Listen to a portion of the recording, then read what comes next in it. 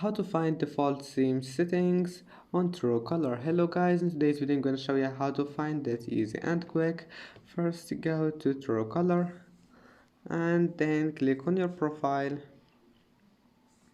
and then click the settings icon in top corner, and here just scroll until you find calling, and here we'll find set default theme, and now just select any theme you want, or you can make it just always ask, and that's it. Now just after manage it, just go back, it will be saved.